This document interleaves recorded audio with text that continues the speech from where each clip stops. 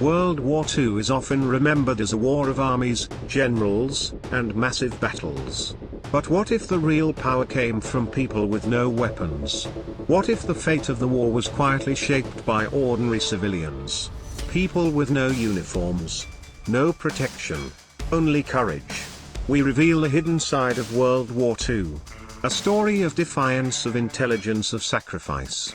This is the story of how ordinary people changed the course of history. This is the art of resilience. Welcome to Think Forward. Before this video begins, take a moment to like this video, and subscribe to Think Forward, because the stories we uncover here are the ones history rarely tells. History often remembers World War II as a clash of armies, generals, and weapons. But some of the most powerful battles were never fought on the front lines. They were fought in kitchens, in classrooms, in basements and back alleys, by ordinary civilians who refused to surrender. This is the story of resilience. When Nazi Germany occupied large parts of Europe, millions of civilians were suddenly living under control, fear, and constant surveillance. Speaking out meant arrest. Helping others meant execution. Even listening to foreign radio broadcasts was a crime. Yet resistance began almost immediately. Not with guns, but with courage. In France, civilians formed secret networks known simply as the resistance. Teachers, postal workers, shopkeepers, and even children became part of underground cells. They printed illegal newspapers to counter Nazi propaganda. They hid Allied pilots in attics and farms. They memorized maps, troop movements, and supply routes. One mistake meant torture or death. Still, they continued. In Poland, resistance became even more dangerous.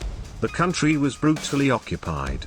Entire villages were destroyed for helping Jews or resistance fighters. Yet Poland developed one of the most sophisticated underground states in history.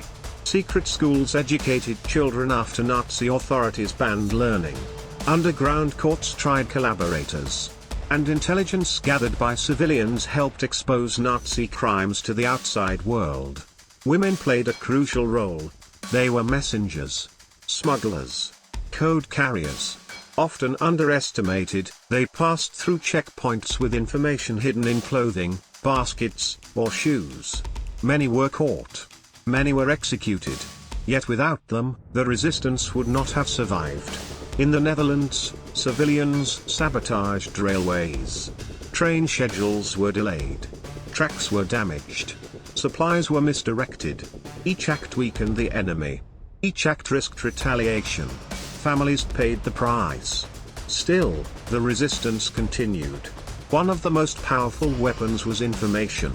Secret radios warned Allied forces of troop movements and defenses. This intelligence saved lives and helped shape the final battles of the war. Resistance was not heroic in the way films show. It was silent, terrifying, exhausting. People lived double lives for years. By day, they obeyed occupation. By night, they fought it. Some were betrayed. Some never lived to see freedom. Yet they resisted anyway. Not for medals. Not for recognition. They resisted because silence felt worse than fear. By the end of World War II, civilian resistance had delayed operations, weakened morale, and altered the course of history. They were not soldiers. They were not generals. Yet they changed the world. This was the art of resilience. Thank you for watching.